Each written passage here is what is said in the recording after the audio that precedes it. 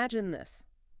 The moment your name is called in English, you know exactly what you want to say, but then, boom, a sudden jolt runs through you. Your heart races, your mouth goes dry, and the words, which were so clear just a second ago, they just vanish. Silence.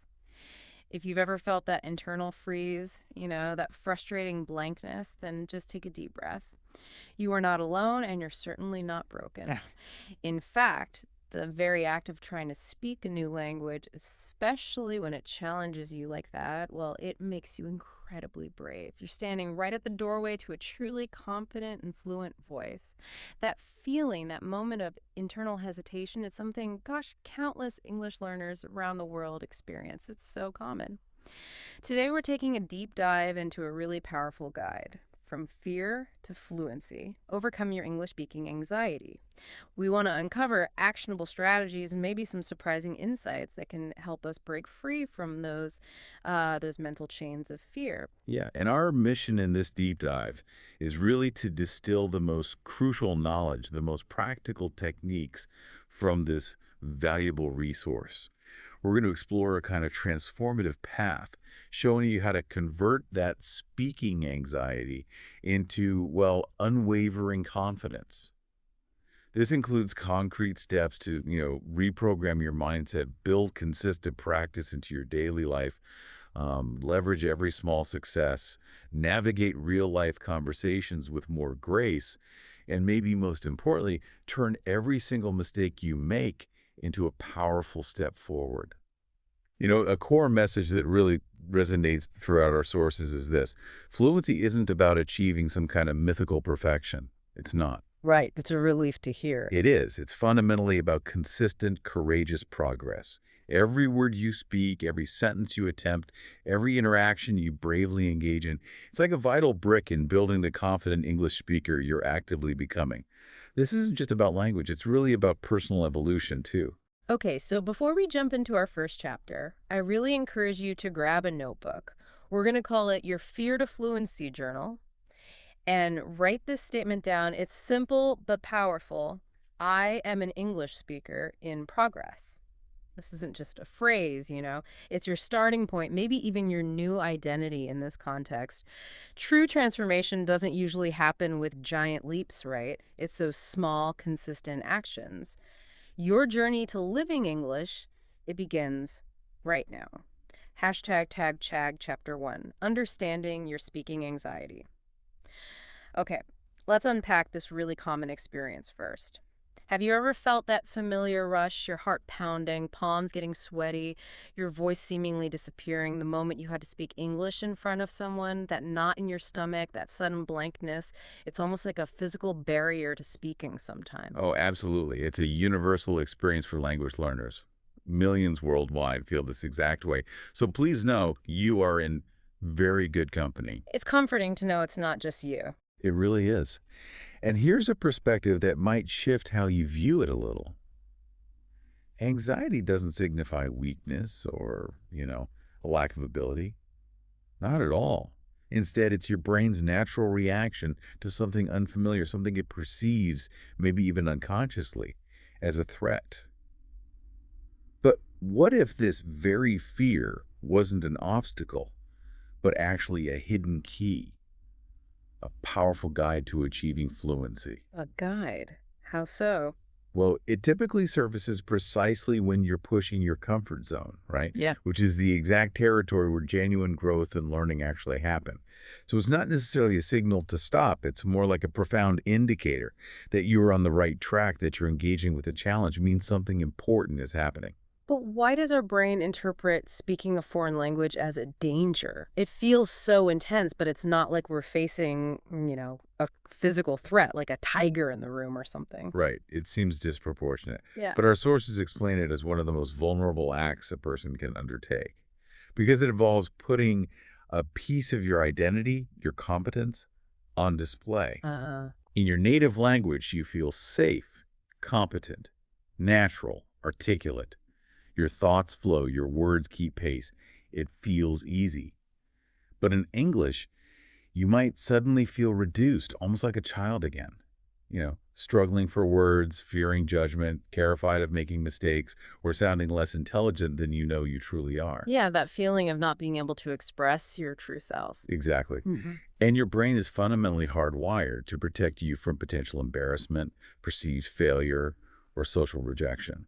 It interprets this acute vulnerability as a form of danger. That's why you might experience those racing thoughts or nervous laughter or even just a complete paralyzing silence. But here's the key thing to remember. Anxiety is just energy. It's a surge of physiological and mental resources. Okay. And energy, crucially, can always be redirected. It can be channeled. It's a powerful force. And the goal is learning how to harness it, not be completely overwhelmed by it. Okay, so understanding that this anxiety is a natural reaction, maybe even a sign of growth, what's the first practical step the sources suggest to sort of gain some control over it? The first step is surprisingly simple, but it's profoundly effective. Instead of running from your fear or trying to just push it down, you begin by naming it. Naming it. Yeah, literally articulate it to yourself, either in your head or even say it out loud. I'm afraid people will laugh at my mistakes. Or I'm afraid I won't find the right words and I'll look foolish. Or maybe I'm afraid I'll just freeze completely and look stupid. Yeah. Once you explicitly name that specific fear, it immediately loses a significant chunk of its power Why does that happen? because clarity brings control. You can't effectively fight an invisible enemy, right? But you can understand and strategically work with a fear you can clearly see and articulate. It's like turning on a light in a dark room. Yeah. The monster often shrinks when you can actually see it for what it is. That makes sense. Which brings us to a point that's really challenging for so many learners, myself included sometimes, because mistakes just feel so much like outright failures. We internalize them, let them chip away at our confidence, and sometimes they just paralyze us from trying again. Oh, absolutely. That feeling is intense. Think back to learning to ride a bicycle. Did you fall? Of course. You probably scraped your knees, maybe cried a little. But each fall wasn't a failure to ride, was it? It was actually concrete proof you were learning how to balance. Proof you were trying. Proof you were getting closer to mastering the skill. That's a perfect analogy. Speaking English is exactly the same. Every mistake you make is a step forward, not a step backward or some sign of inadequacy. Mistakes aren't failures, they are crucial, invaluable progress markers. Without them, fluency would be totally impossible because you wouldn't be pushing your boundaries or getting the feedback you need to improve. That is precisely the reframe we need to adopt. Here's a powerful mental shift you can try.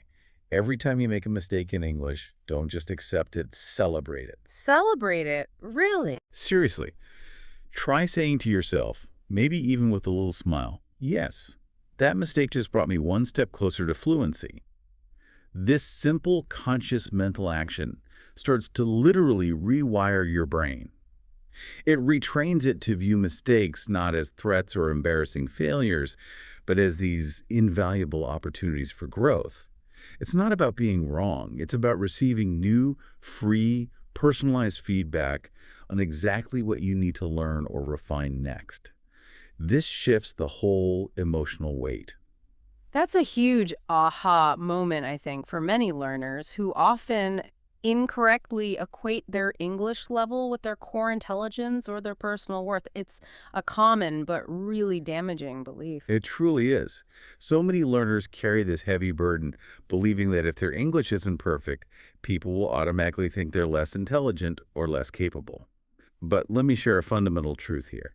Your intelligence has absolutely nothing, zero, to do with your accent, your current grammar proficiency, or the size of your vocabulary. That's so important to hear.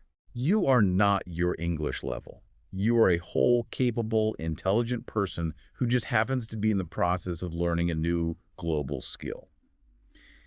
You're an individual with rich thoughts, experiences, perspectives, regardless of how perfectly you articulate them in a second language right now. The moment you truly internalize this, when you genuinely separate your identity from your performance in English, your anxiety will significantly soften. You'll understand that your intrinsic worth, your value as a person, is not defined by your fluency in any language. It's incredibly liberating when that clicks. Okay, so we've acknowledged our fear by naming it. We've started to reframe mistakes as progress, and we've separated our identity from our performance. What's the next practical step the sources suggest for actively tackling this fear? Well, psychologists have known for decades that the most effective way to overcome almost any fear is through gradual exposure. Gradual exposure. Yeah, this means facing your fear, but in small, manageable, incremental steps, not all at once.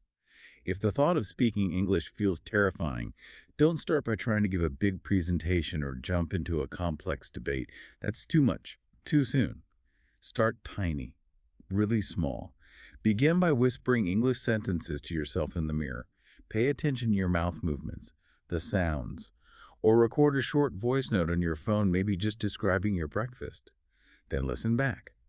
Say just one English word or a short phrase to a supportive friend or maybe a language partner. Keep the stakes really low. Exactly. Each small, low-stakes exposure signals to your brain again and again. See? Nothing bad happened. This isn't a real threat. Slowly, consistently, your fear will begin to shrink because your brain is constantly being shown evidence that the perceived danger just isn't real. This process builds resilience over time. It makes sense that our brains are like master storytellers, right? And Yeah. sometimes they're running these old, unhelpful scripts about ourselves that have been deeply ingrained over time. How do we actually rewrite those narratives? That's a great way to put it.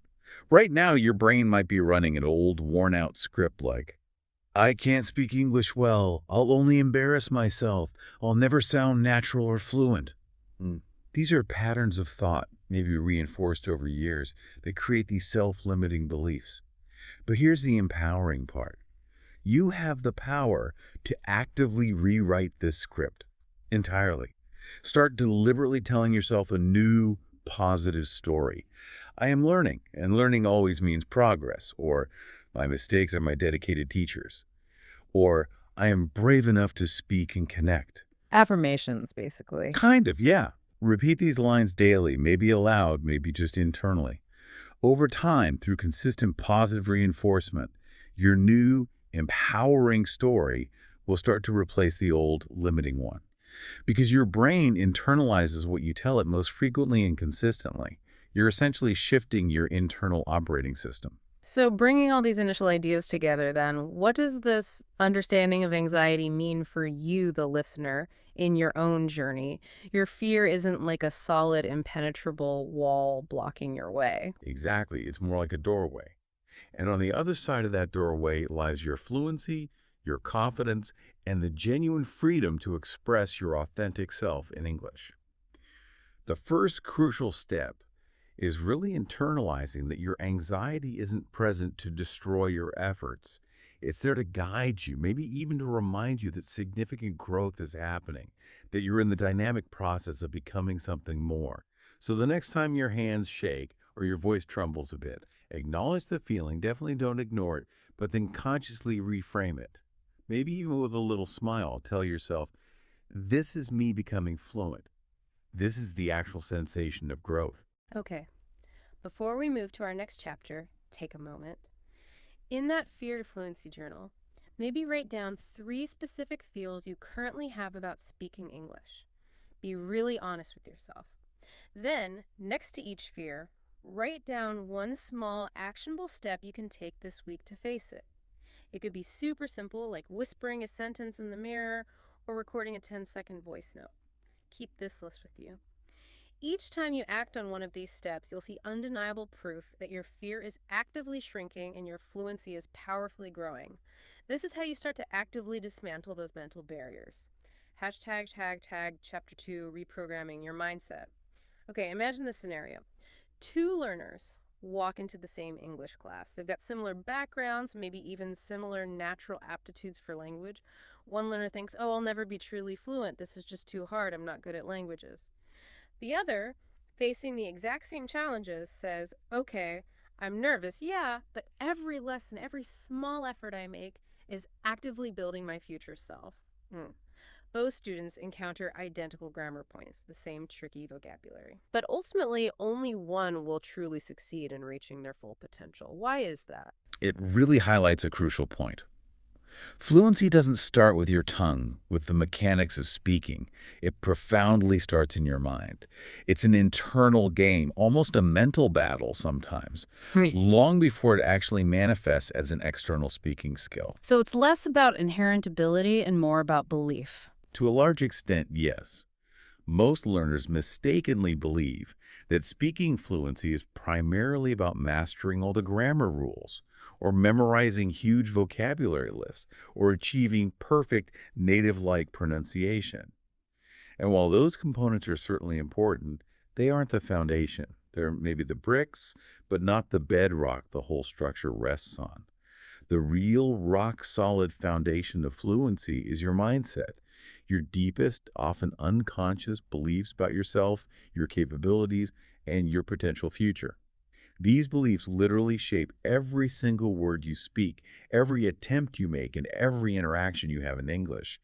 If your mindset is constantly filled with fear or debilitating doubt or that harsh self-criticism, those internal narratives like, I can't do this or I'll definitely sound stupid, then English will always feel like a draining uphill battle. Yeah, it just sucks the energy out of you. It does.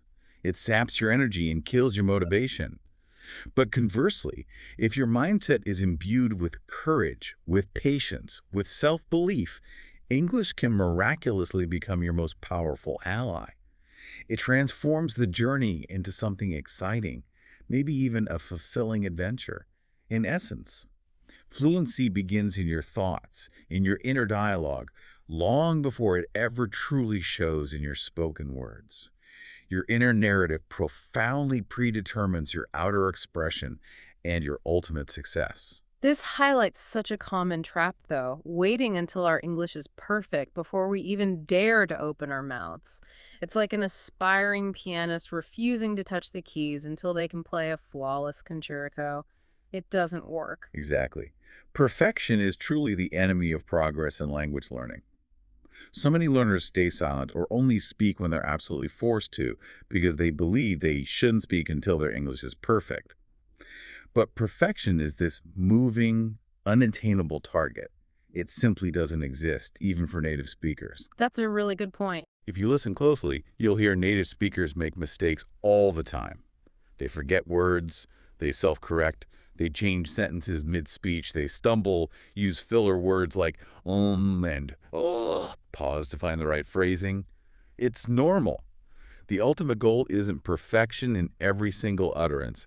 The ultimate, more achievable, and frankly more important goal is effective communication, genuine connection, authentic self-expression. Every time you consciously choose to speak, even if you know you'll probably make mistakes, you fundamentally win. How so? Because fluency is built through consistent action and engagement, not just theoretical knowledge you absorb passively. So shift your internal focus from I must be perfect to I must be progressing. That's a subtle yet monumental shift in perspective. At the end of each day, just ask yourself, did I try to use English today in any way?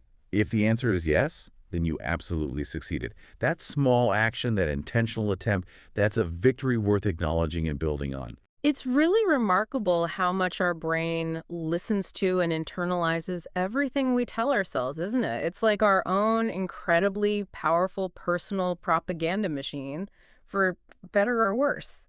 It is indeed. Our internal narrative, what we repeatedly tell ourselves, holds immense power.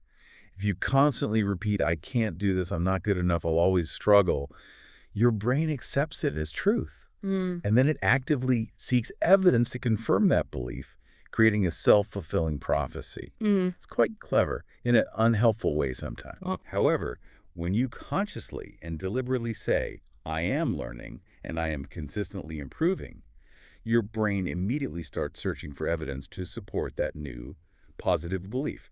It effectively starts rewiring itself for success, creating new neural pathways. So here are 3 empowering beliefs you can deliberately adopt, internalize, and repeat regularly. Try these on. First, I am capable of learning English step by step. This acknowledges the process, breaks down the huge task. Second, every time I practice, I grow more fluent. This directly links your effort to a tangible outcome, reinforcing the value of your actions. And third, I deserve to use English confidently in my life. This affirms your right to express yourself and participate fully. I like that last one especially. I deserve. Yeah, write these down in your journal. Say them daily, maybe in the morning, maybe before bed. Slowly but powerfully. These new beliefs will begin to replace the negative, limiting ones that have been holding you back. English starts to feel less like an intimidating chore and more like an exciting opportunity. This concept of visualization, it reminds me a lot of how athletes prepare for a big game. Mental rehearsal is a huge part of physical performance. They project success before it even happens. It's exactly that. Visualization is such a potent technique used across many high-performance fields, sports, business, music. Try this. Close your eyes and vividly imagine your future self speaking English with genuine confidence and ease.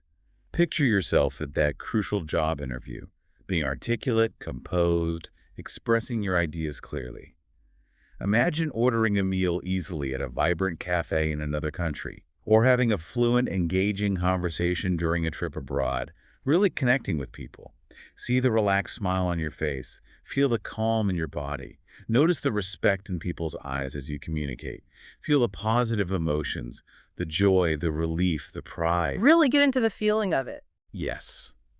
This mental picture isn't just fantasy. It's powerful training for your brain.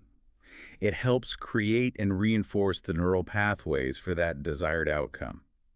The more vividly and consistently you imagine success, the more your brain truly believes it's possible and starts actively working towards making it a reality.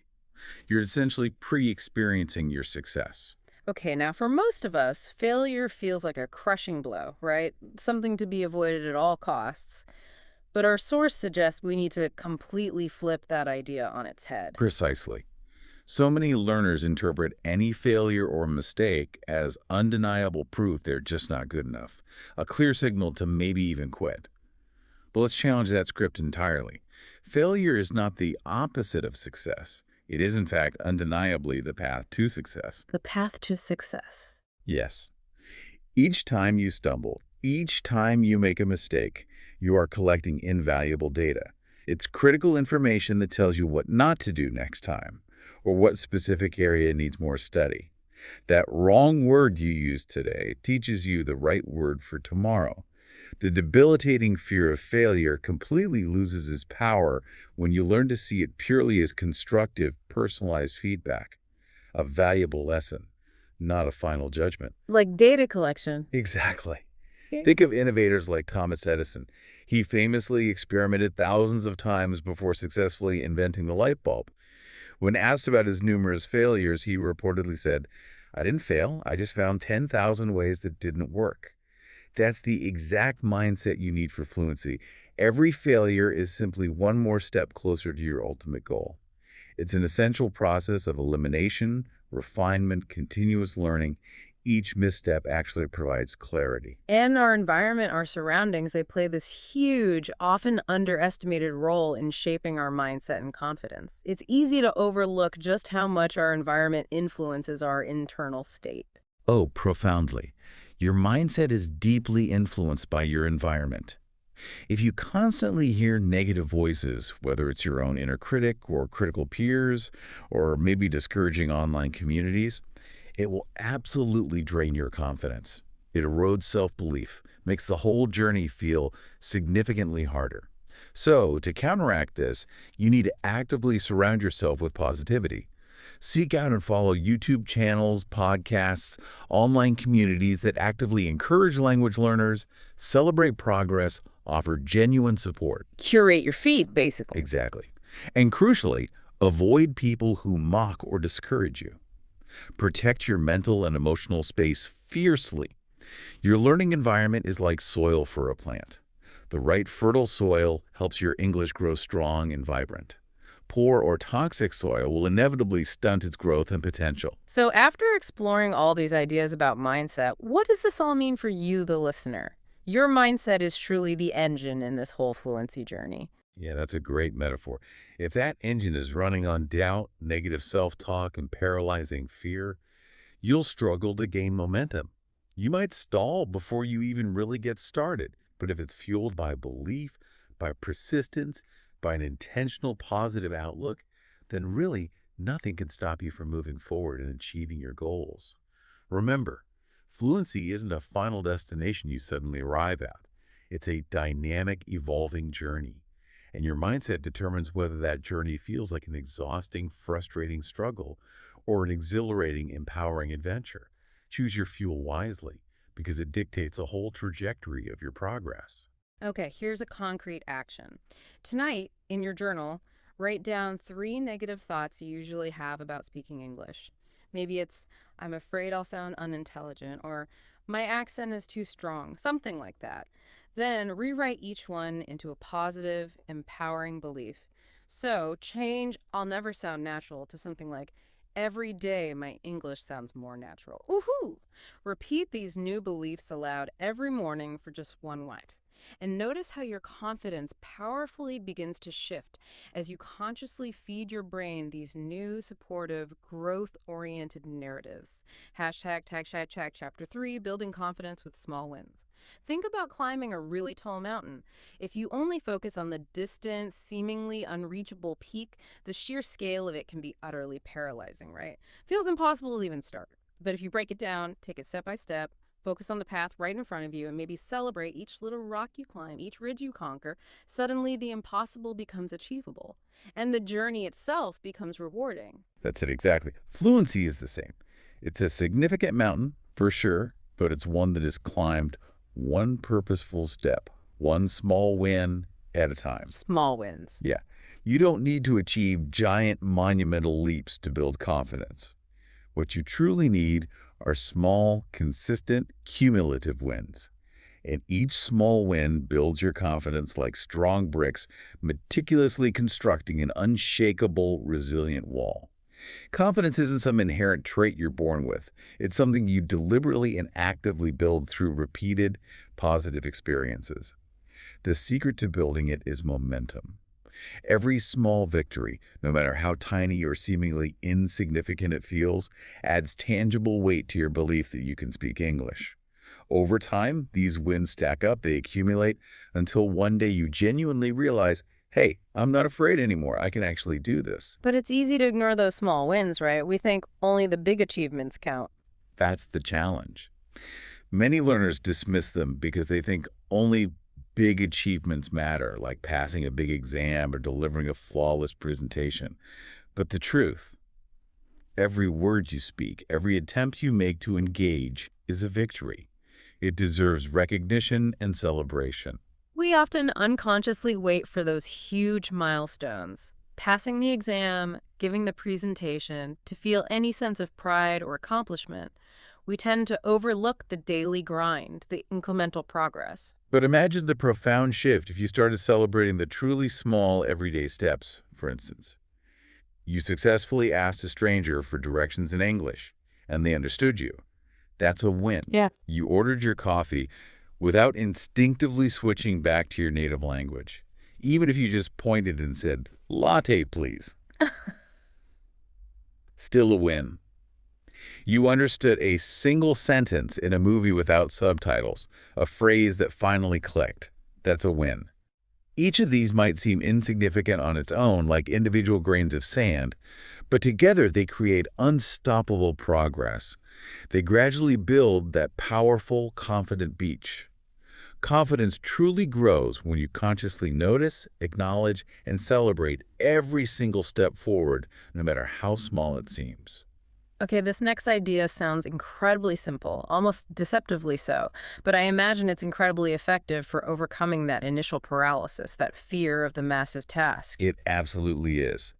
Don't pressure yourself with the daunting expectation of speaking for 5 minutes straight or engaging in a complex debate right away. Instead, start with just one sentence. The one-sentence rule. One sentence. Just one. For example, if someone asks, "How are you?" make the conscious choice to answer in English instead of automatically switching back. Just say, "I'm good, thank you." Also, one sentence today, maybe another sentence tomorrow. Gradually, gently, your brain learns that English is a safe and accessible space for communication, and that it's entirely possible to express yourself. This rule dramatically lowers the pressure.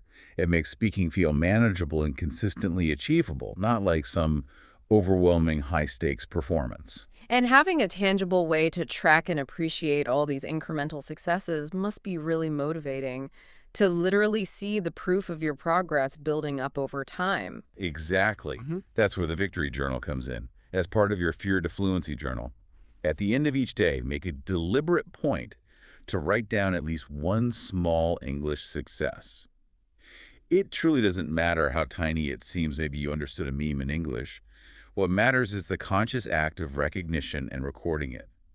Over just a month, you'll accumulate this powerful collection of victories to look back on, a tangible testament to your consistent effort. This journal becomes your undeniable evidence that you are constantly improving, even when those fleeting moments of doubt try to convince you otherwise. It's really transformative, providing concrete visual proof. Now, for many learners, the biggest barrier is that intense pressure of being judged. Where can we build this crucial confidence without that debilitating fear hanging over us? Practice where the risk of judgment is extremely low, or ideally non-existent. This is about building a robust foundation of comfort and self-assurance first.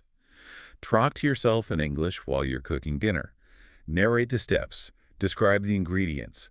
Describe what you see on a walk through your neighborhood. Practice descriptive words, sentence structures. Record your thoughts into your phone's voice recorder. Just ramble for a minute. Then listen back. Maybe notice your progress over time. Nobody else needs to hear it. Exactly. The more you practice privately in these safe, non-judgmental spaces, the more natural and comfortable it will feel when you eventually venture into public interactions. Low-stakes practice systematically removes the pressure and builds genuine internal comfort with using the language itself. And who doesn't love a good reward? This sounds like a great way to motivate ourselves and keep the learning process actually enjoyable, not just a constant grind. Absolutely.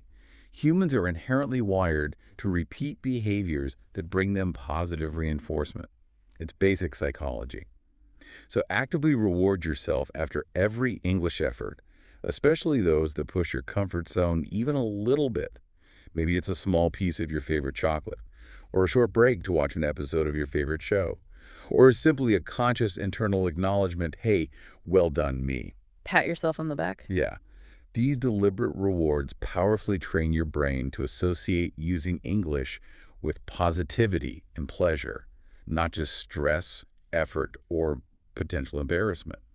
This positive reinforcement makes you significantly more likely to continue the behavior, creating this lovely virtuous cycle of learning and reward. I really like this next analogy. Imagining every win as a Lego block. It makes the grand, often intimidating structure of fluency feel much more manageable, more buildable. It's a perfect analogy because it illustrates the power of compounding, right? Alone, one Lego block seems small, almost insignificant. What can you build with just one? Not much. But stacked together, systematically, consistently, they create something incredibly powerful and complex.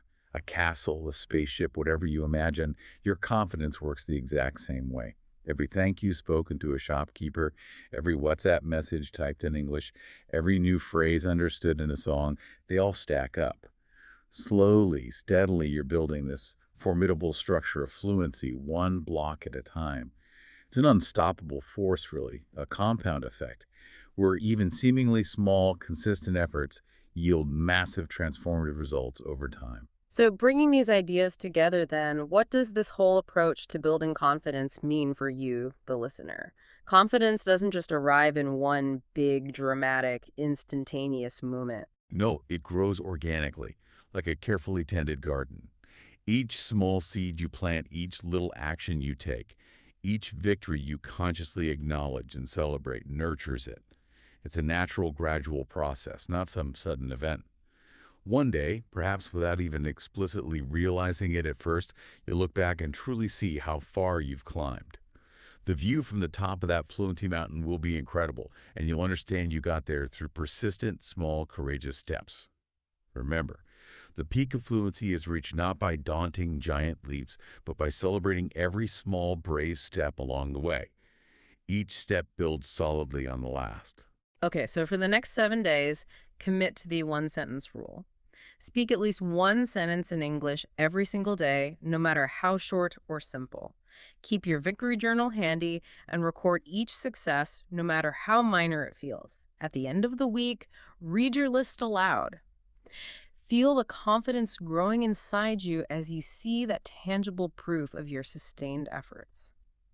Each sentence is a brick in your foundation. And with every break, you're powerfully building your lasting fluency. Hashtag tag Chag Chapter 4, The Power of Daily Practice. What if I told you that just 10 minutes a day, done consistently, could completely revolutionize your English fluency? Most learners think they need hours and hours of intense, focused study, cramming vocabulary and grammar until they're totally exhausted. But our sources suggest a profoundly different and honestly much more sustainable approach.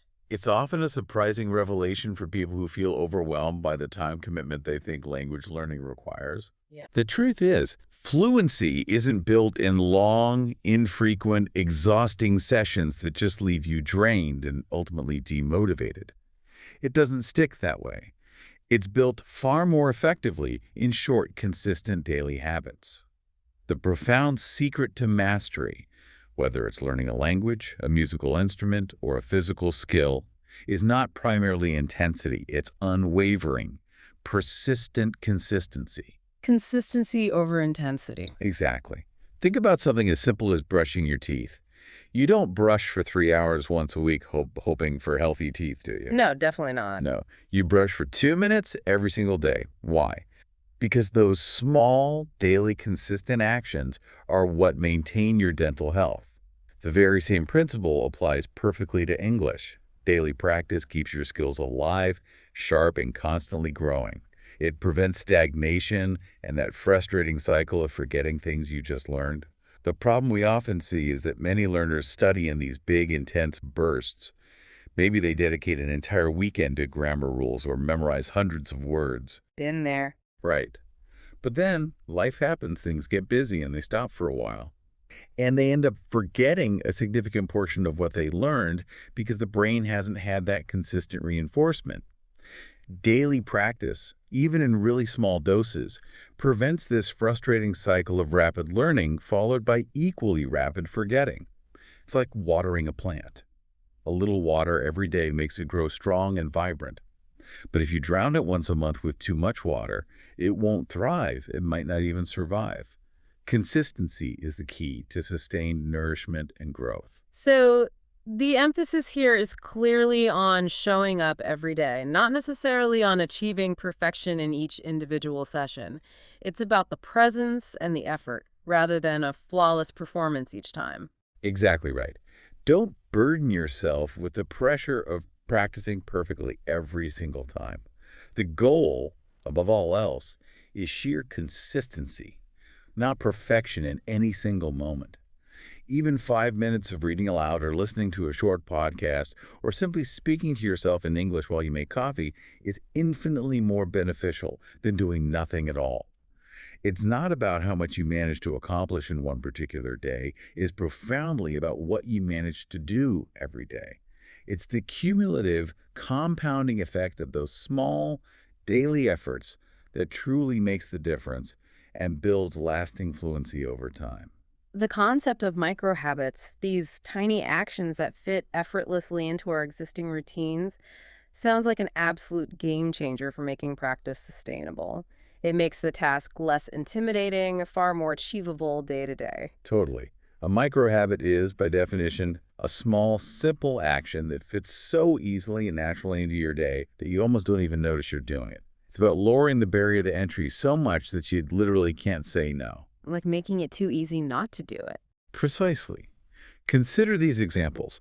Listen to just one English song every morning while you're brushing your teeth. Read one English sentence from a book or a news article right before bed. Send one short WhatsApp message in English each day to a friend or a language group. These micro habits, individually, yeah, they seem insignificant, but accumulated over time, they create massive compounding results. Like those drops of water gradually filling a jar, your consistent small efforts will accumulate until your jar is overflowing with genuine fluency. It's the often underestimated power of aggregation. And this next strategy is brilliant, attaching English practice to something we already do instinctively without even thinking about it. It essentially turns a potential chore into just an organic part of our daily lives. Right. To make practice truly sustainable and feel natural, deliberately attach your English practice to something you already do without conscious effort, something that's already a deeply ingrained part of your established routine. For example, while making your morning coffee, describe the steps in English, silently or aloud. Now I'm pouring the water. Oh. During your daily commute, whether you're driving, on the bus, or train, listen to an English podcast, or maybe a segment of an audiobook. While cooking dinner, name the ingredients and the actions you're performing in English. I'm chopping the onions. By thoughtfully connecting English practice to your existing daily routines, it becomes natural, seamless. It no longer feels like an extra chore you have to carve out dedicated time for. It just integrates into the flow of your life. Now, many of us tend to get stuck in input mode, watching movies, listening to music, reading articles, which is fantastic for comprehension, no doubt. But we rarely practice output, which is absolutely essential for actually speaking fluently. That's a critical point. Fluency, at its core, requires a healthy balance of both input, listening and reading, and output, speaking and writing. Many learners heavily favor input. They watch movies, listen to music, read articles, but they rarely speak or write. Often it's because they fear mistakes or just lack clear opportunities. This creates what the source accurately calls silent knowledge. You understand a lot, you recognize words and phrases, but you struggle to readily produce them yourself in spontaneous conversation. Yeah, the words are in there somewhere, but they won't come out. Exactly. So daily practice absolutely must include both, creating a dynamic balance between comprehension and active production, for instance. Your input could be watching a short YouTube video in English, maybe a 2-3 minute clip on a topic you enjoy. Your immediate output, then, could be summarizing it in 1 or 2 sentences aloud to yourself, or perhaps recording a quick voice note for a supportive friend. This crucial balance ensures that what goes in also effectively comes out. It strengthens the connections between understanding and active production in your brain, preparing you for real-time communication. And humans are just inherently wired to love seeing their progress visually, aren't we? There's something deeply satisfying about checking off a box, seeing a growing number, or a continuous line representing your effort. It really is motivating. Utilize a simple tool like a calendar, a notebook, or even a dedicated habit tracking app to track your daily English practice. Every single day you practice, even if it's just for a minute, mark it with a big X or color in a box. Create a visual chain. After just a week, you'll see a streak forming, a visible line of consistent success. Your brain will instinctively want to keep that streak alive because it loves patterns, consistency, and that sense of accomplishment. This powerful visual reminder becomes an incredible motivator, a subtle commitment device that powerfully encourages continued action and builds fantastic discipline. But what about those days? There will inevitably be days when we're just tired, incredibly busy, or totally unmotivated. Life happens, and it's so easy to let practice slide on those days, feeling like, oh, what's the point today? That's completely normal, and it's vital to acknowledge that reality and plan for it. On those days, don't aim for perfection. Don't even aim for a full, ideal session. Just do something. Anything. Anything, no matter how small, just to keep the chain alive. Don't let your desire for a perfect session derail you entirely into doing nothing at all. Even 1 minute counts. You say one English sentence aloud, listen to 30 seconds of an English song, or read a single English headline online. The absolute key is Never break the chain of daily practice. Momentum isn't built by doing a lot once, but by doing a little always. This is where true lasting transformation happens, in that persistent, unwavering commitment, even on the toughest, most unmotivated days. Okay, so after diving into the power of daily habits, what does this all really mean for you in your journey to fluency? It strongly suggests that fluency isn't the result of one giant Herculean effort that you put in once and then bam, you're fluent. Precisely. Fluency is the powerful, organic result of small, consistent daily actions that compound exponentially over time. Think of each day as diligently laying a single brick in a magnificent wall. Alone, one brick doesn't look like much. Seems almost insignificant in the grand scheme of things. But brick by brick, diligently placed each day, you are systematically building a strong, unshakable foundation of confidence and skill. Remember, it's not about practicing until you're exhausted.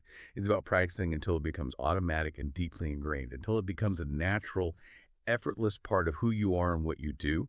That's when the real magic truly happens. All right, so today, choose one micro habit you can start immediately. Maybe it's reading one English sentence before bed, listening to a 2-minute podcast segment in the morning, or saying one phrase out loud while you're cooking. Commit to it for 7 days straight. Track your streak in your journal or on a calendar. At the end of the week, look back and you'll see undeniable proof that small, consistent steps create big, lasting results. This is how you truly begin to integrate English into the very fabric of your daily life. Hashtag chapter 5, speaking strategies in real life. Okay, so you've diligently practiced at home, you've repeated phrases, listened to countless podcasts, maybe even written consistently in your journal. You feel a sense of preparation, right? But then it happens. You step out into the real world, someone asks you an unexpected question, and suddenly English feels entirely different. The pressure is on, your brain freezes, your tongue feels tied, and all those words and phrases you studied just vanish into thin air. Sound familiar? Oh, that feeling is so common. Don't worry. With the right strategies, you can transform real-life conversations from being these daunting obstacles into exciting, confidence-building opportunities. It's about having a practical toolkit that goes beyond just knowing vocabulary and grammar rules. That's the crucial distinction. Fluency doesn't truly live exclusively in textbooks or solely in isolated practice sessions. It lives authentically in real, dynamic conversations. Whether it's with your teacher, your friends, strangers at a cafe, or colleagues at work. But real conversations are wonderfully, sometimes frustratingly, unpredictable. People speak fast. They use slang or idioms you might not know, or they ask questions you totally didn't expect, pulling you off your mental script and into unknown territory. Yeah, you can't prepare for everything. Exactly. That's precisely why you need practical, adaptable strategies, not just endless vocabulary lists. Strategies give you powerful tools to stay calm, respond more naturally, and gracefully keep the conversation flowing, even when you're caught off guard or feel unsure. So when we hit that wall where we just don't understand what's being said or we can't formulate an immediate response, that's often when the panic really sets in, right? What can we actually do in those moments? Okay, first key insight. You absolutely don't need to understand every single word or be able to articulate everything perfectly to keep the conversation going. That's a huge relief for many. It is. Instead, learn a set of crucial survival phrases you can deploy when you get stuck, or simply need a moment to process what was said. For example, sorry, could you repeat that? Or what does words you missed mean? You can even point. Or can you say it more slowly, please? Yeah. Even things like, let me think for a moment, or could you maybe rephrase that? Buying yourself time. Exactly. These phrases are incredibly powerful. They skillfully buy you time. They demonstrate confidence because they show you're actively engaged and trying, and they allow you to take control of the conversation instead of just panicking in silence. They are invaluable tools that signal your effort, and honestly, most people will be incredibly patient and helpful in response when they see you trying. Okay, and this next technique sounds really powerful for Keeping the dialogue moving, even if a specific word or phrase just completely escapes you in the moment. It's about being resourceful with what you do know. It truly is. Sometimes you simply don't know the exact word you need, or it just slips your mind under pressure. That's perfectly okay. It happens even to native speakers, believe me.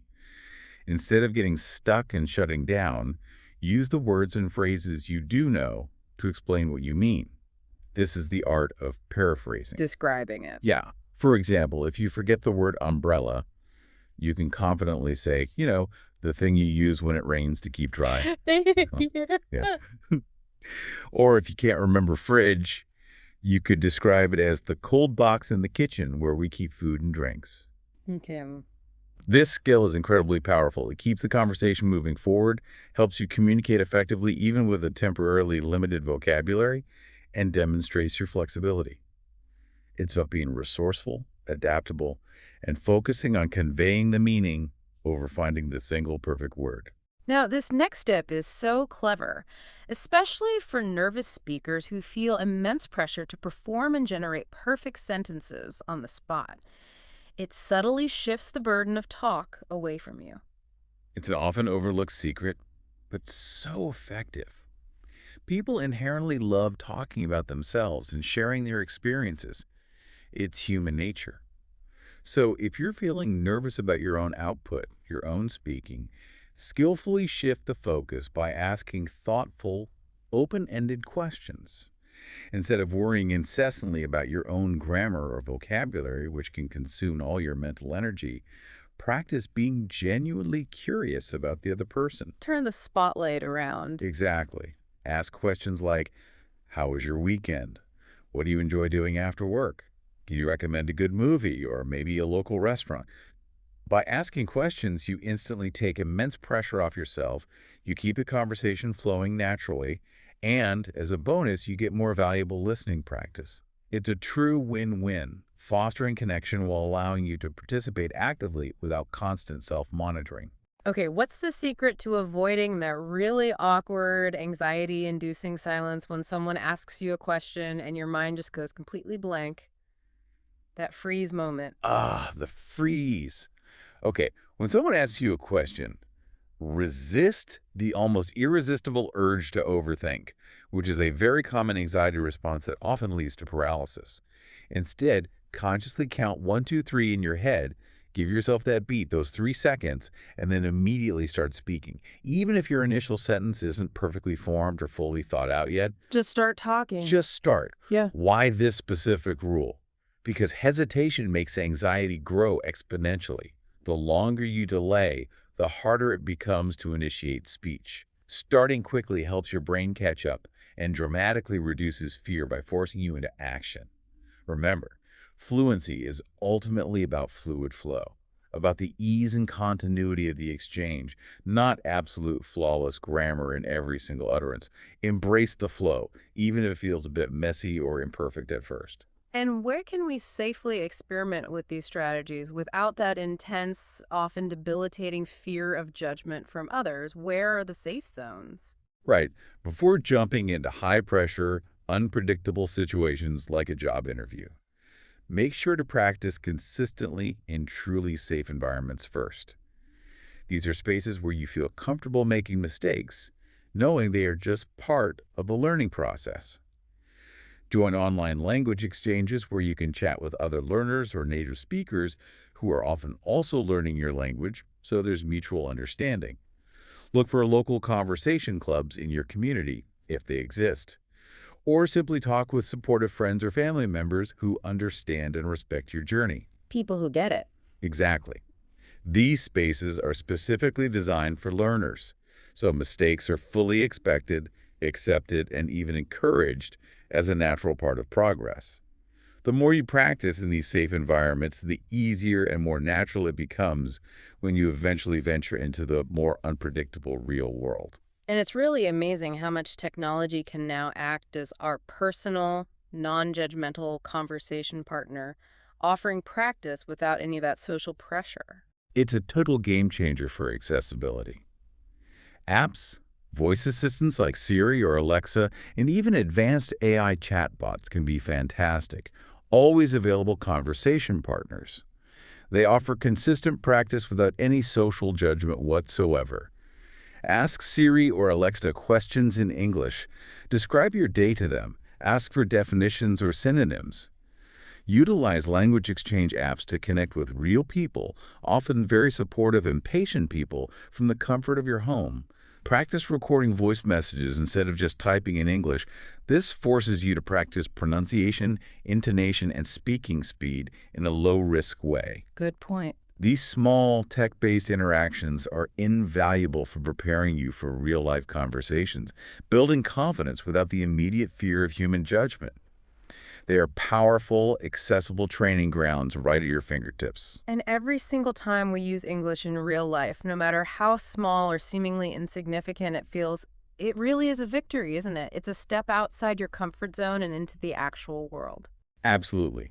Every single time you use English in a real-life context, whether it's ordering food, greeting a stranger, asking for help in a shop, or even just saying thank you with a genuine smile, it's a profound victory. Don't dismiss these moments as insignificant. Recognize them as undeniable proof that you are actively living your fluency, not just passively studying it from a distance. These real-world moments are your biggest milestones, truly showing that you can transfer what you've learned into practical, meaningful application. Each one reinforces your capability and builds that confidence brick by brick. So, after exploring all these real life strategies, what does this all mean for you, the listener? Real conversations might feel scary, maybe even intimidating at first, but they are absolutely essential. They really are. They are the crucial bridge, the vital connection between learning in isolation and truly living English authentically in the world. With a toolkit of survival phrases, a mindset of genuine curiosity, a willingness to paraphrase when words fail you, and just a dash of courage, you gain the ability to handle almost any situation that comes your way. Remember, you don't need to be perfect to connect meaningfully with someone. You just need to be present, open, and genuinely willing to try. Each conversation is not a terrifying high-stakes test. It's vital, authentic training for the confident, capable speaker you are powerfully becoming. Okay, so this week, challenge yourself to use English at least once in a real life situation. It could be as simple as ordering food at a restaurant, asking for directions from a passerby, or sending a short voice message to a friend or colleague in English. Afterward, write it down in your victory journal. Detail what happened, who you spoke to, what you said. Reflect briefly on what went well and maybe what you can improve for next time. Step by step, you're transforming practice into performance and genuinely living your fluency out there in the real world. Hashtag tag tag chapter 6, turning mistakes into growth. Let me ask you a question. When was the last time you made a mistake in English? Maybe you used the wrong tense, mispronounced a word, or just completely froze in a conversation, feeling your face flush with embarrassment. How did you feel in that exact moment? Embarrassed, frustrated, maybe even a deep sense of shame, just wishing the ground would swallow you whole. If so, you are absolutely not alone. It's a very universal human reaction to perceived error. That internal reaction is so common, yeah? But here's the truth that can radically transform your perspective on this. Mistakes aren't the enemy that holds you back. They are, in fact, the very fuel that profoundly drives fluency forward. Fuel. How are mistakes fuel? Well, think about how you learned your first language, your native tongue. Did you speak perfectly from the start, as a baby or a toddler? Of course not. As a child, you likely said words wrong all the time, mixed up grammar, invented your own nonsensical phrases that probably made adults chuckle. Definitely. But instead of quitting, you kept talking, right? You kept trying despite those errors. And guess what? You became fluent, effortlessly, naturally. The exact same principle applies to learning English. Mistakes are not proof that you're bad at English. They're undeniable proof that you're actively learning, bravely pushing your boundaries, and genuinely engaging with the language. That's what learning is. The problem we often encounter, though, is that most learners fear mistakes so intensely that they consciously choose to stay silent. They opt for that perceived safety over actual progress. Yeah, the silence feels safer. It feels safer, but silence doesn't build, fluency speaking does. And speaking, by its very nature, always inherently includes errors because it's a dynamic, real-time, complex process. So if you want to truly grow and actually accelerate your learning, you have to fundamentally change your relationship with mistakes.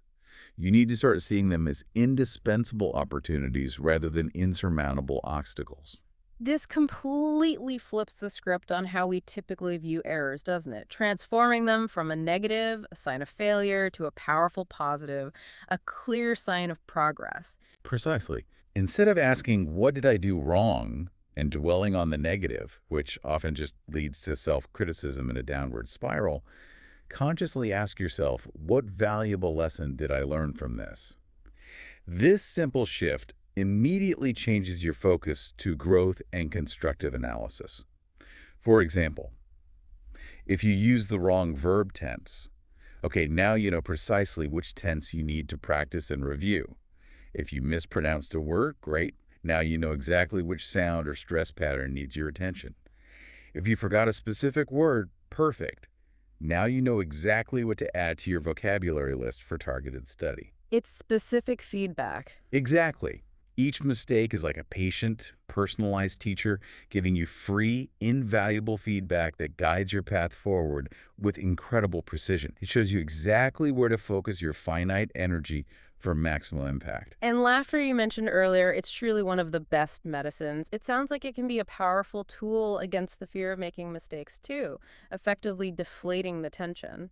Oh, laughter is incredibly effective at removing the emotional charge from fear and embarrassment. It breaks the tension instantly. The next time you say something funny or awkward by accident, maybe you mixed up two similar sounding words and said something genuinely hilarious or unintentionally embarrassing, try to laugh about it openly. Own it. Yeah, own it. Don't hide it or shrink from it. Share the story with a friend or a language partner. You won't believe what I said today. Instead of internalizing shame, consciously choose to turn the mistake into a memorable, even amusing anecdote. You'll find you remember the correction far better because of that positive emotional tag, and you'll feel lighter and more resilient in the process. Humor is a potent, underutilized secret weapon against the debilitating fear of making mistakes. It disarms that harsh internal self-critic. And just like our victory journal, which celebrates successes, we can tangibly track our learning from errors, turning them into a visible record of our growth over time. Indeed, consider keeping a mistake journal as part of your Fear to Fluency journal, or maybe as a separate dedicated section if you prefer. Each time you make a mistake, big or small, that you notice, write it down immediately. But don't stop there. Write the correct version right next to it, clearly indicating the lesson learned. Ah, I should have used the past perfect here. Over time, this journal becomes a powerful, tangible, visual record of your significant growth and improvement. You'll see undeniable proof that mistakes didn't stop you. In fact, they fundamentally shaped you into a better, more accurate, and more confident speaker. It's not just a journal of errors, it's a living document of your evolution, a testament to your learning journey. Now, we often put native speakers on this kind of pedestal, don't we? Assuming they never stumble, that their English is always flawless and effortlessly perfect. This can create incredibly unrealistic expectations for ourselves as learners. It's a very common misconception, but the liberating truth is, even native speakers make mistakes all the time. They misspell words, they occasionally forget vocabulary. What's that word again? They sometimes say awkward or grammatically incomplete sentences in casual, spontaneous speech. Watch interviews or live shows, listen to unscripted conversations. You'll notice it. Once you truly internalize that mistakes are an inherent, normal, and completely unavoidable part of every language, even for its native speakers, you'll stop treating your own errors as these catastrophic disasters. They're just part of talking. Exactly. You'll start treating them as completely normal, expected occurrences in human communication, just part of the messy process. This perspective shift is incredibly liberating and reduces immense self-imposed pressure. Okay, this next idea sounds incredibly freeing speaking without the crushing pressure of perfection, just letting the words flow and focusing purely on communication. It absolutely is. Deliberately set aside maybe 5–10 minutes specifically to speak without worrying at all about making mistakes.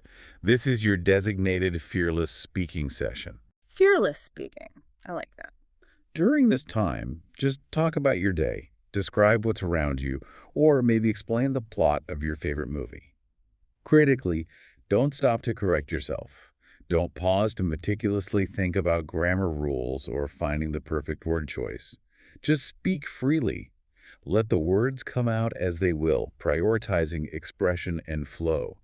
Later, if you want, you can review a recording of your session and make corrections. But during the session itself, the primary goal is pure freedom of expression and building momentum, not grammatical perfection.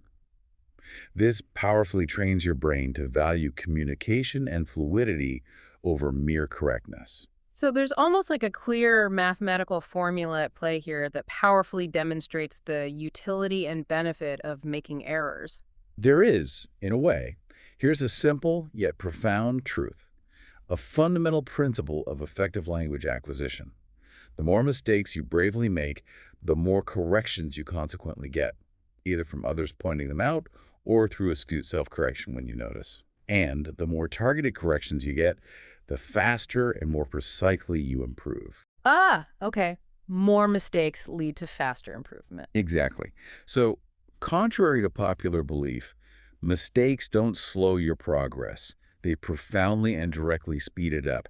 They act as crucial, personalized data points for your learning. Every single error is a vital, necessary step on the staircase to fluency. Embrace them, maybe even seek them out, because they are your direct fast track to genuine mastery.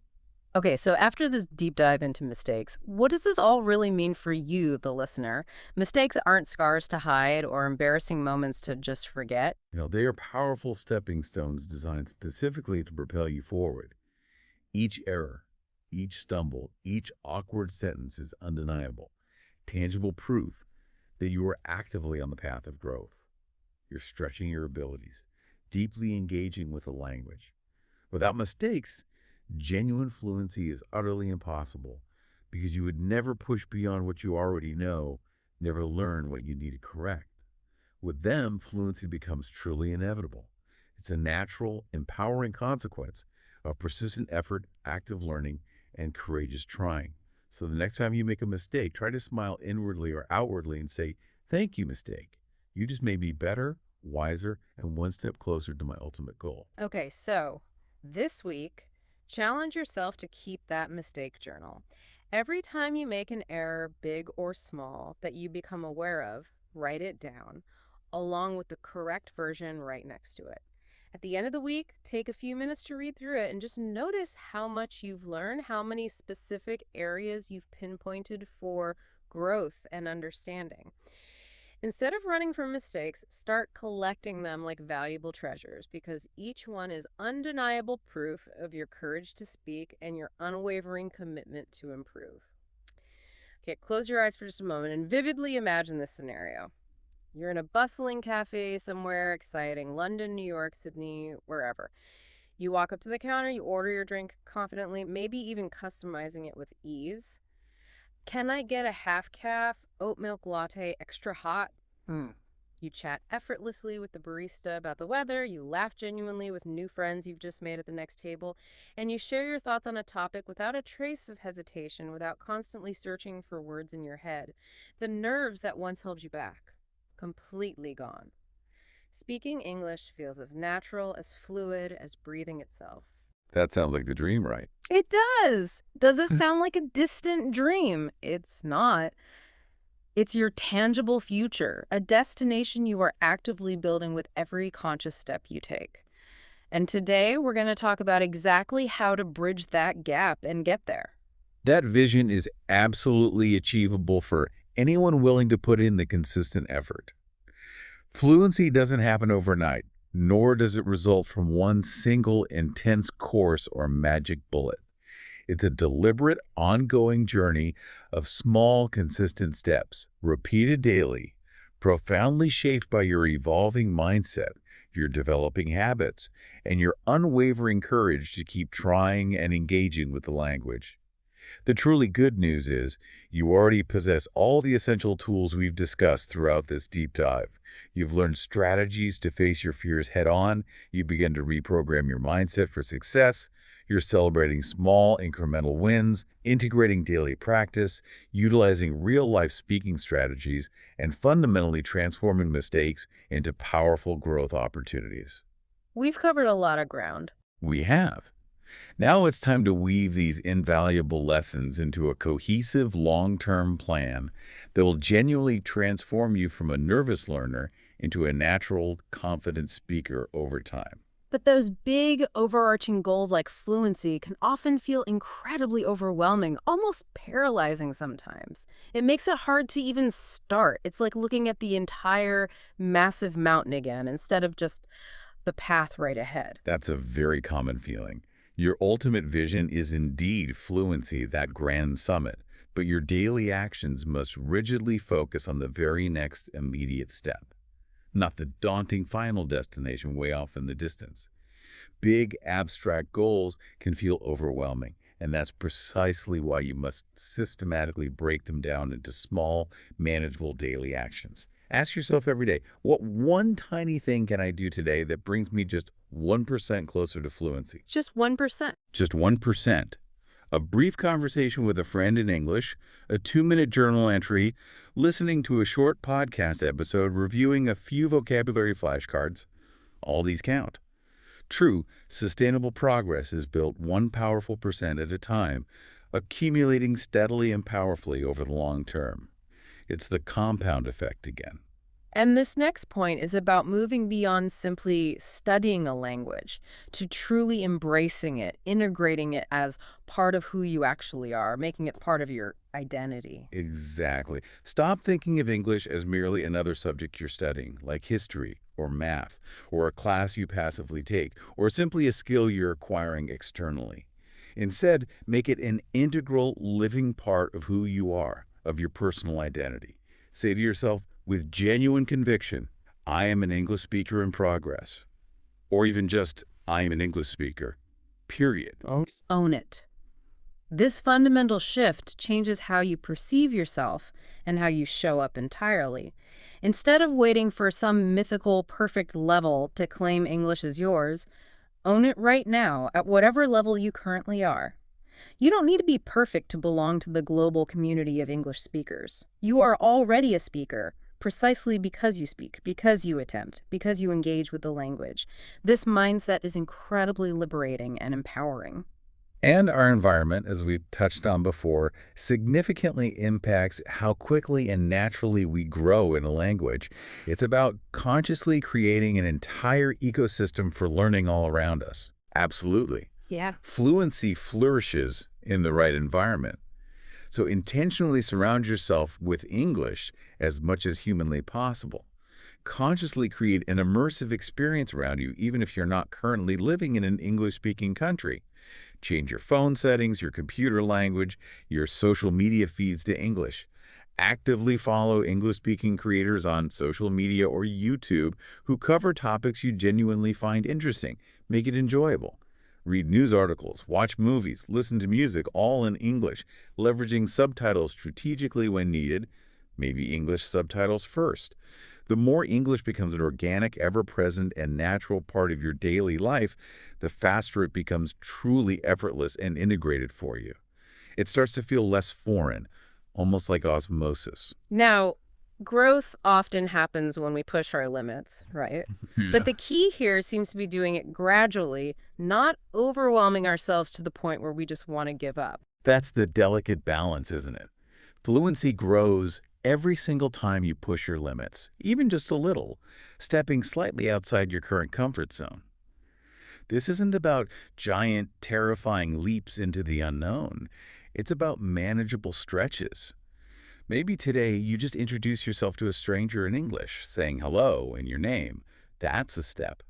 Next week, maybe you join an online discussion group about a hobby or interest you enjoy, and you type one comment.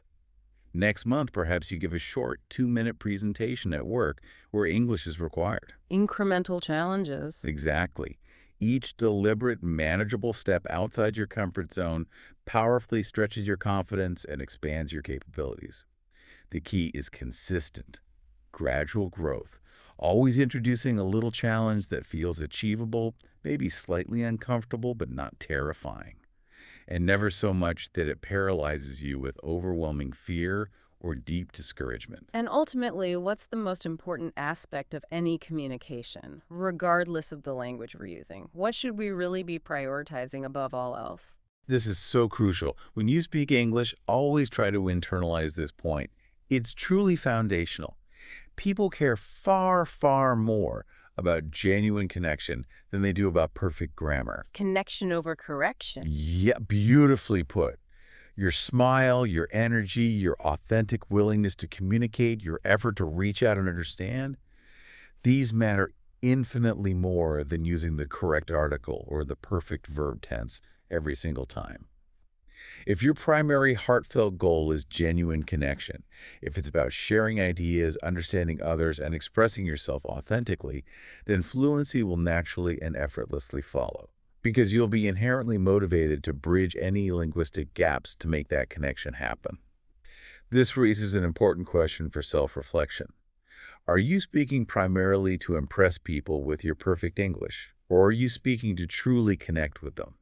The answer profoundly shapes your entire approach and your experience. And when motivation inevitably dips, as it surely will for all of us on any long journey like learning a language, having a strong, deeply personal why can make all the difference, right? Keeping us going when the going gets tough. It absolutely can. It's your anchor. Ask yourself deeply, why do I truly want fluency in English? Dig beyond the surface answers. Is it for significant career advancement, to unlock new professional opportunities on a global stage? Is it for incredible travel adventures, to explore the world without linguistic barriers and truly engage with different cultures? Is it for further studies, accessing global knowledge and academia? Or perhaps it's to deepen friendships and connect with a wider range of people, or maybe even just to express a different side of your own personality. Find that core reason. Yes. Write that profound purpose down in your journal and revisit it often, especially on challenging days when your enthusiasm inevitably wanes. When motivation fades, and absolutely will from time to time, that's just a normal part of any long journey, your powerful purpose will keep you moving forward. It reminds you of the ultimate rewards and the incredible life that fluency will unlock. Purpose transforms daily practice from feeling like a chore into feeling like an inspiring mission. And it's so vital, I think, as we approach the end of this deep dive, to actually pause and truly appreciate how far we've come, to acknowledge the transformation we've undergone even just listening to this. Please take that moment. Look back at who you were when you first embarked on this journey, perhaps nervous, hesitant, maybe even largely silent, feeling overwhelmed by the prospect of speaking. Now look at who you are powerfully becoming, braver, more confident, equipped with strategies, ready to use English in the real world, ready to express your authentic self more fully. That incredible transformation, however small or large it feels right now, is undeniable proof that you are not just learning a language. You are actively becoming a stronger, more capable, and more expansive version of yourself. This profound personal growth is absolutely worth celebrating. Each step is a testament to your resilience, your determination, and your courage. So, after absorbing all these insights across these chapters, what does this all mean for you, the listener, for your long term journey? Fluency isn't some finish line you cross once and for all, right? It's not a fixed destination you arrive at and then just forget about. No, it's much more dynamic than that. It's a dynamic, evolving lifestyle. It's about cultivating the courage to speak today, building the consistent habit to practice tomorrow, and fostering the unwavering belief that you're growing every single step of the way. From those nervous beginnings to a more natural expression, your journey is powerfully unfolding right now. And one day, perhaps without even explicitly noticing it at first, you'll simply look around during a conversation or interaction and realize, wow, I am living fluency. This is just part of me now. Hmm. What's truly insightful here is that it becomes so integrated into your very being, so natural, that it feels less like a skill you possess and more like an authentic extension of who you fundamentally are. Okay, as a final powerful exercise from our sources, try this. Write a letter to your future self, the fluent, confident English speaker you are becoming. Describe what your life looks like now that you have this fluency. How do you feel? What exciting opportunities have opened up for you because of it? Paint a really vivid, detailed picture of that future reality. Keep this letter somewhere safe and accessible. On the days when fear tries to return, when doubt whispers in your ear, pull it out and read it. Remind yourself that nervousness is a temporary state, but fluency, once cultivated and embraced, becomes a powerful, lasting part of you. Hashtag outro. Okay, take a deep breath. Do you feel it? That spark inside you, the one that has maybe carried you through this deep dive, is the very same spark that will carry you all the way to fluency. You've acknowledged your fears, you've discovered your inherent strengths, and you've built an incredible toolkit for cultivating confidence. But the most important truth is this: your journey is not over. In fact, it has just magnificently begun, now armed with deeper understanding and practical tools. Yeah, learning English is not merely about mastering words or grammatical structures. It's profoundly about transforming yourself as an individual. It's about expanding your world, unlocking new personal and professional potential. At the beginning, fear may have whispered those familiar doubts. You're not good enough. What if you make a mistake? What if you truly embarrass yourself? But now, hopefully, you know the powerful truth. Mistakes are essential steps for learning and growth. Fear itself is undeniable fuel because it signals the challenge you are rising to meet. And courage is your constant, reliable companion on this path. Think about the journey we've just outlined together. Every time you dared to speak, even if your voice shook a little, even if you felt that tremor of anxiety, you planted a crucial seed of confidence. Every small practice session, every new word you learned and intentionally tried to use, every moment you pushed just beyond your comfort zone was like giving vital water and sunlight to that seed. Slowly, steadily, you've grown. You've built resilience and skill. And today, you're standing taller, braver, and far more capable than maybe ever before, genuinely ready to face the next challenge with new strategies. So here are the core truths, the fundamental takeaways that you really must carry forward from this deep dive. Your fear is not your enemy. It's a sign that you care deeply about your progress. It's a powerful reminder that you're on the verge of growing into a new, more capable version of yourself. Confidence is built, not magically born. It's not some gift bestowed upon a lucky few. It's a deliberate creation, a result of consistent action. Every word you bravely speak in English adds a solid, unshakable brick to your foundation. Fluency is not perfection, it's authentic connection. It's the profound ability to express your ideas, your heart, your unique story in another language without needing every single word or grammatical structure to be flawless. Daily practice matters more than raw talent or those sporadic, intense hours of cramming. Show up consistently, even for just 5 minutes a day, and you will powerfully outgrow your doubts and steadily achieve your linguistic goals. And remember this too: your journey profoundly inspires others. By bravely stepping out of fear, by daring to speak and connect, you actually light the way for every fellow learner who feels the same anxiety you once did, or maybe still do sometimes. You become a beacon of possibility and an example of courage. Remember that vivid image we painted earlier. You in a vibrant cafe, speaking naturally, connecting effortlessly with strangers, laughing with new friends. That vision is no longer some distant dream. It's a reality you are actively building, one courageous conversation, one mindful practice session at a time. But let's be absolutely clear. Fluency will not arrive on one magical day with a fanfare or a certificate or some sudden grand flash of enlightenment. That's not how it works. It will quietly, subtly sneak into your life, integrating itself into your being, almost without you noticing it first. You'll first truly notice it when you understand a joke without needing to mentally translate, when humor just lands naturally, or when you effortlessly give your opinion in English without rehearsing every word in your head first, the words just kind of flow.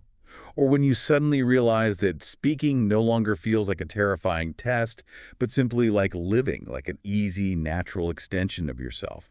That's when you'll truly know you've genuinely gone from fear to fluency. You are not the same learner who began this deep dive. You're stronger, you are braver, and you are far more capable than you perhaps believed possible just a short while ago. The road ahead may still present its challenges, sure, its bumps and detours, but you now possess the courage and the practical tools to walk it confidently and effectively. Every time fear tries to return, every time doubt whispers in your ear, remember this profound truth. You are not learning English just for the words themselves.